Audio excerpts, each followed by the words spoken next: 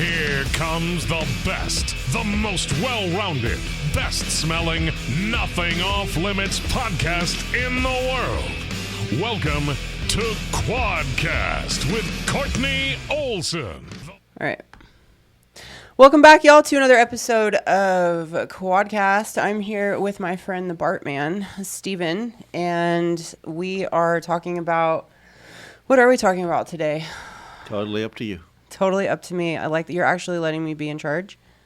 It hurts, but I'm going to do it for you. Appreciate you. Mm-hmm. Steve and I know each other from arm wrestling and became fast friends. What was it, 2009? It was at least 10 years ago, yeah. Yeah, 2009, I want to say. Mm-hmm. And we've been friends ever since. And today we are just having a chat about life. This episode's been brought to you by Life. Courtney Olson's, what's it called? OnlyFans. Oh.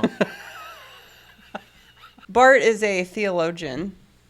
Is that how you say it? Amateur theologian, yes. I wouldn't say amateur by any stretch of the imagination. I've nenever been paid to give my opinion, so fair play. It's amateur. Fair play. Well, until now. Here's $100.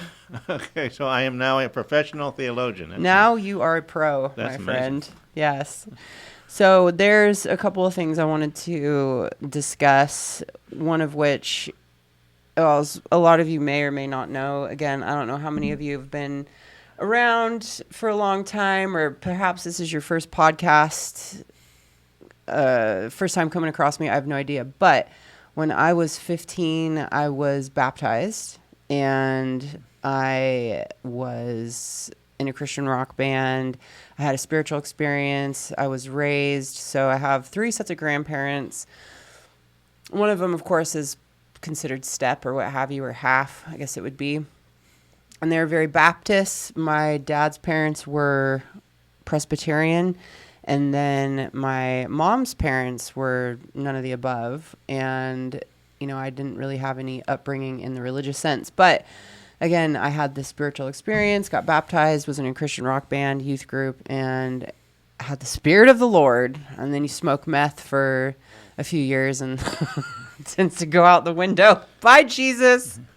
Bye. So needless to say, getting back around to that has been challenging. In, 12-step recovery, we're shown rather to have a experience with a higher power, and that can be anything from God can mean good orderly direction to Mother Nature. We've got Hindus, Buddhists, Satanists, Christians, Catholics, atheists, and so forth. And I always attempted to go back to Christ, and I never could. It was difficult. And so that was on and off for, 10 years, give or take. And for whatever reason, in the last couple of years, I've been drawn back to Jesus Christ. And recently, Dave and I stumbled across this documentary called Caesar's Jesus. Is that what it was called? Is that what I told you it was called? Caesar's Messiah. Caesar's Messiah. Gosh, you have a memory like a steel trap. It's absolutely absurd. It's rusted shut some days, but it's there. So I'm going to read the dot points of what that covers and what's it about, and we can talk about that. But first, before we go into all of that stuff, let's chat about you. And forgive my eye for twitching if anybody catches it. It's really bothering me. I got choked out one too many times in jiu-jitsu by an Australian bloke, and it's been about a week, and it hasn't stopped twitching. So I still have my sight, and I can't complain around you because you don't even have a bottom of your eyelid, and you never complain once. So a few times. Rarely. Listen to me. I could have emphysema. I don't know. The bottom of my eyelid is actually part of my top eyelid. Up in Salt Lake City, as a matter of fact, they took a cut out of the top and just moved it down underneath. I mean, it doesn't look like much now, but before I had that, it was kind of like a basset hound, quite frankly. Wow. So, what's it called? The eyelid procedure, or the entire genetic The entire genetic... The genetic disorder is Treacher Collins Syndrome. Treacher Collins. That's right. I recently saw there was a gentleman on Instagram that has a charity he was raising money for, and I don't know what the motivation was behind it, if he had a family member or... Jojo, I can't remember his last name, but no, he has Treacher Collins himself. That was always his motivation. I probably should follow him more closely. I know the name just because we hang in the same circles, but he is a British gentleman, but that's really all I know about him. What's the percentile of people who are born with Treacher? For the longest time, I'd always heard 1 out of 100,000, but this last decade, I'm seeing 1 out of 50,000. I don't know if more of us are surviving or it's just becoming more common in the universe is just creating more genetic deformities. I don't know what caused the difference in that, but the official number is now 1 in every 50,000 births. Wow. How does that make you feel? It's completely out of my control. It's not like you won the lottery? No, it's nothing at all like winning the lottery. Aww. The odds are actually greater. 1 in 50,000 is actually greater than the odds of winning the lottery. So. Wow. Yeah. Isn't that wild? Because you worked in the casino. That's where we actually first met. Walk us through that. In how many gentlemen with Treacher Collins I've seen, or just what it's like to work in a casino? No, it's just I was thinking like what it was like meeting, because I don't remember, because as you know, I have the memory. You have the memory of a steel trap, and I have the memory of a gnat. All right. The story of I was working as security in the Excalibur Hotel Casino. I was working on the high side of Tower 1, which is now called the Royal Tower. But anyway, I was walking along, sitting, and she was walking along, and I totally recognized her. And one time in my life, I actually spoke to a woman, and it turned out for the best. I didn't end up getting taken to HR. I didn't end up getting a nuclear neg. We actually ended up being friends. I had to beat her arm wrestling, which was no small chore, but I did several times. But Several? Several. Yeah. You're a good arm wrestler. It but pisses here me we are. off. You were. I remember you being quite angry. Yeah, I was irritated as. Yeah. So, when you were born, talk us through your earliest memories, like what it was like, like what. Well, very young children, 5 years going into kindergarten, even earlier, you don't really understand where you are and where other people start. You don't really understand that you're different because you don't really understand the concept of individual and other.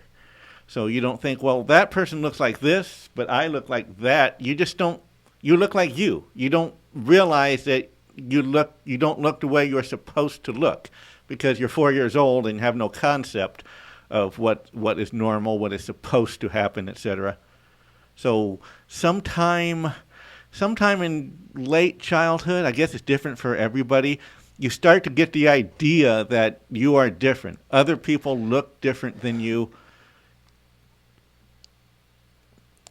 Kind of hard to say really what that means. I mean, do you have a more specific question? No, evidently there's a ghost in the house because the door just opened all by itself. So. Yeah, that wasn't me. Even though maybe it's the spirit of the Lord, I don't know.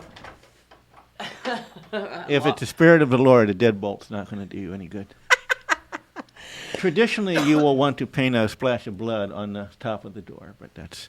What? What does that do? That is a reference to the ancient Jewish... When the Jews were being led out of Egypt, Moses had the Jews would put a splash of goat's blood on the top of their houses so the angel of death would pass over their houses. That's the origin of the Jewish holiday Passover. The angel of death would pass over houses that had that splash of goat's blood on top of the door. Why do I feel like we talked about this for some reason recently? Recently we have not, but it's kind of a big deal. I'm tripping balls. Like, right. I swear we are living in parallel universes. We had this. That is an entire another podcast. It is. It totally is. All right, because you know me. Those of you who know what I'm talking about, walking shadow is an entirely different. What we're not going to talk about today. Probably good. Because, that'll lead down however many other tangents. All right, so Treachers. Treacher, singular. Treacher's Collins. Treacher Collins Syndrome. Treacher Collins Syndrome. It was one last name. I used to think it was two people too, but it's actually one last name of an English surgeon in the late 1800s, I think, who cataloged all of that. Wow. And what causes it? Is this a gene mutation, or do you say deficient? It is a gene deletion, if we want to get really technical. The part of the information on the fifth, pretty sure it's the fifth, is actually just missing. It's just truncated. So that information tells the developing embryo how to build the face. So it doesn't get information about building cheekbones, building ear canals, building mandibles and maxillas. So it just does the best it can without any information. So jaw bones, ears, cheekbones, obviously I just mentioned, are usually undersized or missing because the information to build them has been cut off the gene. So basically, when you were born, when you came out, did you have the earlobes? So walk us through that and walk us through your surgeries. All right. The cartilage for the ears was much, much smaller. I had no cheekbones, so what you're seeing now is actually very similar to coral. 𝗪𝗥𝗢𝗥𝗧 is the scientific name for it. It's they just go in through the gum line and stuff it up under the gum line and work these little pieces of what look a lot like coral into the muscles. Damn. So the cheeks, your eyelids, your ears. Right. So you had no ear canals. Were you 100% deaf? No, it's very much like wearing shooting muffs. It's just there's a layer of bone over the hole. So when people put those muffs over their ears to go shooting, I'm like that all the time. So without your cochlear implant, when you take that off when you go to sleep at night, you can still hear 10%? Oh, maybe more. Okay. It's just muffled. It's a lower quality sound. It's a muffled sound. Details are badly mangled. So having a conversation like that is difficult, which is why I will always wear my implant. Loud noises, booms, are not muffled so much. I know there's a car with no muffler passing outside kind of thing, but to have a conversation like this without the hearing aid would be quite difficult. What was it like growing up being different? Because I know you were incredibly sheltered. What was it like with your parents? And perhaps maybe there are some parents that are listening who have a child and they can learn from your experience what to do and what not to do. How you treat it medically, I can give some what I would have preferred, but that is something you're going to have to decide on your own. But you have to remember that other than the bones of their face, they are completely normal. So they need to have goals and meet those goals. It's just a normal life. You need to set out, the best schools they can go to. Don't be thinking that he looks funny, so maybe we should send him to a special school. If he's quite smart, he needs to be educated. He needs to pick up the skills for life. The whole concept, I get kind of bitter about this. The whole concept roll with that. Is developing young boys into men is about setting goals and meeting them. It's about accomplishments. And if you think, well, he has no cheekbones, his accomplishments will be limited. No, you can learn a language. You can be a scientist and engineer. That's all about IQ and brain power. So set him up. Teach him piano lessons. Your fingers work just fine. You need to, in fact, even more so. If the face is different, they're going to need more self-confidence. They're going to need more set a goal and meet it and gain an ability to sing, play the piano, speak a language, science club. It's even more important, and that's what I was missing. We're saying growing up, your mom was super protective. Is that right? Well, both parents, yes. Yeah. Were they wouldn't allow you to play sports or? Yeah, the thing about that is this is advice should you have surgeries early. Well, without the cheekbones, my eyes were just very bulgy, very buggy. They would sit out there, and just decent impact. It's going right into the eyeball. That's damaging. So I can be mad that my parents didn't let me play sports, that I was physically weak and a little bit scared of life growing up because I was extremely physically sheltered. But had I played sports and had got damaged eye, I would be mad at them. Why didn't they protect me? Why am I blind in one eye and with a bent jawbone? Why didn't they protect me? I could be mad at them for not protecting me, or I can be mad at them for sheltering me. It's half a dozen of one, 12 of another. Right. But intellectually, socially, you need to set down the goals, encourage them to achieve goals, achievements. They're going to need more in life, not less. Well said. So I'm trying to remember because, obviously we sat on the pink couch before this podcast room was developed, and we did a short interview, and I can't remember if I asked you to share your story or like what advice you would give to people, or like what your message was, or what led us into what was so great, because it was such a great interview, and it was just too bad the audio was so shit. what was it? Because you have such a great memory. Well, it was more of the same. It was just you can't change the past. Parents have a very big decision to make about whether to protect you physically.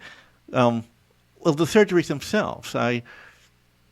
You take a kid out of summer vacation, cut him open, and stuff river coral up in his cheekbones. You put wires in his jaw. You can wait, let him not be cut open every summer and just have a couple major surgeries at the end when he's 18. But he's going to look weirder and more different every year because the rest of his face is going to grow normally. His skull, his brain pan are all going to grow normally.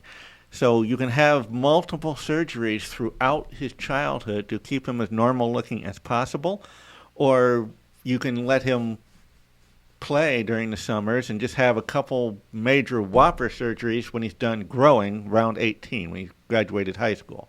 How many surgeries did you have growing up? 9.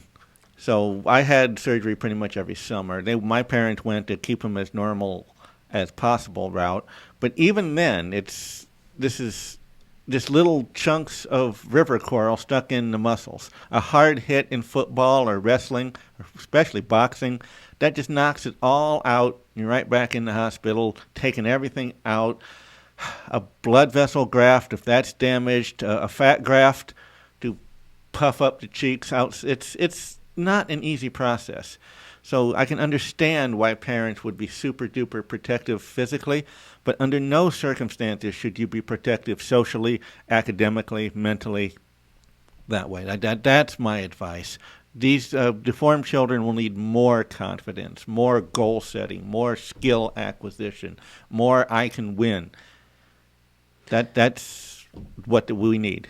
That's great. That's great advice, because I know as an adult, dating, because you truly are like one of the funniest, intelligent, caring. I know we have different opinions on stuff, like all people do. Well, but your opinions are slowly changing to be correct. So. I remember when you told me about the cunt gun. Oh. I was so pissed off. Maybe we'll circle back to that. I don't make the rules. You motherfucker. So growing up, you're obviously having all of these horrific surgeries, and then how you get through that. And you were saying there was a point in which you were a simp, right? Yes, I'm not proud of that, but the past is what it is. Right. And you felt like by taking on physical fitness and strength training, is that what transformed? Actually, getting into bodybuilding was kind of a stroke of luck. One of the very few women in my life, her father trained with a very famous, very sought-out physical trainer, bodybuilder. So I got to learn bodybuilding from literally one of the best most accomplished bodybuilding minds in the 70s and 80s. So that had nothing to do with my worshiping of women. Things like martial arts and police training, that I'm a criminal justice major. Because here's the story. My parents thought they kind of worshipped on the altar of GPA. They thought if you got that magic 4.0 GPA, well, that's your meal ticket.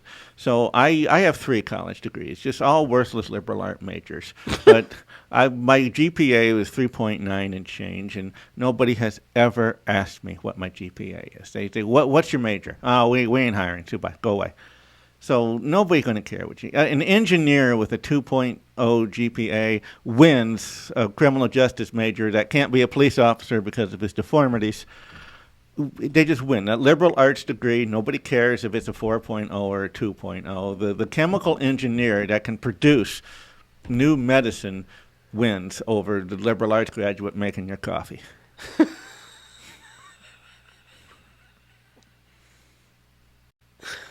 You're so funny. Okay, so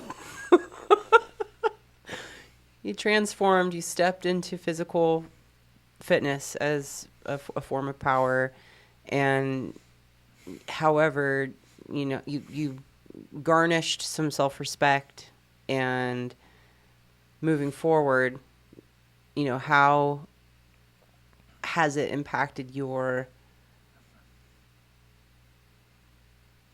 what's the word I'm looking for? Not sexual life, but, as in terms of a partner, because I know it's been Social life? Social life. Well, as I'd mentioned earlier, you were one of the very, very few women I've ever approached and talked to, because when I do, there's the good old nuclear neg. Women don't just, I have a boyfriend. I'm flattered, but no thank you. No, it's like, ew, hell no. Like, ew, is the worst you can say is no. That's not even in the top 10, people. It's a lot worse you can say than no. And has that happened to you? Yes. You're kidding me. Yeah. It's just beyond me. I'll slap a bitch. As long as it's not Sheena. Okay, there's a story behind that, too. Yeah. But, yeah, so you've had to deal with absolute twats in your experience. Yes. So, bouts of loneliness. Yeah, depression, loneliness. You spend a lot of time in the hot tub wondering if the world is better off with or without you. That's really sad. Yes, it is. Profoundly sad, enormously sad. The thesaurus comes in very handy. You are so fucking smart, though. It's crazy. I've had a lot of time to read. I'm laughing, but I'm also crying inside as well. I'm not crying because, I know there are a lot of people out there who are lonely. Like my mom hasn't. I don't know. And I don't know what holds her back. But I mean, I think humans in general tend to draw towards the side of isolating than not. But it's can be a challenge, and how you get past that, right? So,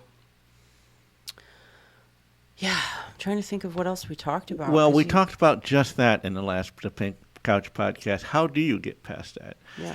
Just enormous patience. You won't be a lonely, struggling 20-something forever. Just, I alluded to picking up aluminum cans. Just learn a language, learn to play an instrument, read a book. Just pick up skills and abilities, make goals, achieve them for you. Because sooner or later you're going to be in your 40s, and having a girlfriend is not going to be the most important thing. Now, if you've got all of these skills, all these abilities, all of these confidence rakers, it's a good life. And that's why I'm here, basically, to encourage young people that it doesn't have to be a full-on genetic deformity. If dating women is just not your thing for whatever reason, you're not going to be a lonely, frustrated 20-year-old forever. So spend your time working on you, not your hypothetical perfect future girlfriend. Well, that's a mic drop right there. Well said. So I think we got some great information out there in terms of, parenting, some insight and what it's like. And, even just being kind. Like when you approached me, I mean, I'm generally speaking, I dislike people in general. But, it's like you never know what somebody else's story is or what they're going through, and like how just maybe that conversation, maybe you were having a really bad day, and just that short interaction can completely change a person's life. A single smile can change a person's day. And yeah, an interaction can absolutely change. Just when we went to Salt Lake Comic-Con, Fan X, excuse me, don't want to get them in trouble. Just going through the Facebook and Instagram of the people we met, that was a legitimate, huge, exciting, big deal that they got to meet Kortney Olson. You know the guy, especially the Death Star. You know the Death Star guy, right? The one that had big calves? Yes. And he also had a giant cutout of the Death Star from Star Wars and a halo on his head. Of course, I forgot that part. This big Death Star on his head. He cosplayed the Death Star. That's some next level nerddom right there. My hat goes off to that guy. Right. But he was fired up? Yes. That's pretty cool. That's pretty cool. So I feel like we're both dragging ass a little bit, which, you were up late and driving and so forth. But let's just come back to this really quick so we can potentially find an answer to this. So, in short, was Jesus the invention of a Roman emperor? The author of this groundbreaking book reveals he was. I don't want to read all of this. Mm-hmm. I don't even want to bother.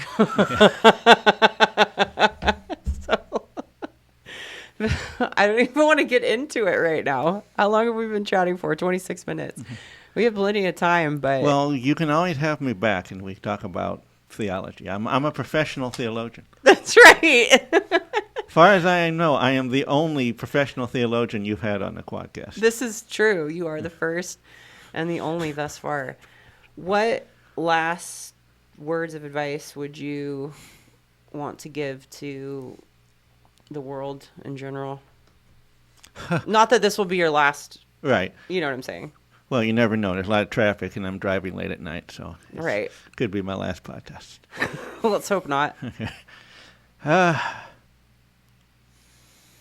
Keep on quiet. You never know when God has a plan for everybody. And if you make mistakes, God knows you are going to make that mistake, and it's built into the cake of the universe, as it were. When he was creating the universe, he knew you were going to exist, and he knew you would make that mistake. So repent, confess, and it's already been dealt with. That mistake is baked into the cake of the universe. You just need to own your mistake. So where I'm going with this is just... You never know when today will be your day. Don't give up. Just keep on plugging on. Make everything you can do today to make tomorrow a better day. That's what you should be doing. Not worrying about your hypothetical perfect girlfriend. Not worrying about this dull, draggy, entry-level job you have. Find something today that will make tomorrow better. And if you get enough of these, I call them aluminum cans next time, you collect enough of these aluminum cans over a lifetime, you can cash them in. You'll find yourself 45 years old. You'll find yourself traveling with a wonderful traveling companion. You'll find yourself just all of these cans you've collected over decades. Someday will be your day. So just today, make tomorrow better. Well, that's a great way to take us out, Bartman. Thank you for sharing your insight and your wisdom. And again, please share this if you can help somebody with Treacher Collins syndrome, correct? Yes. With the syndrome, with these words of advice. Thank you for joining us, and we'll see you back on the next.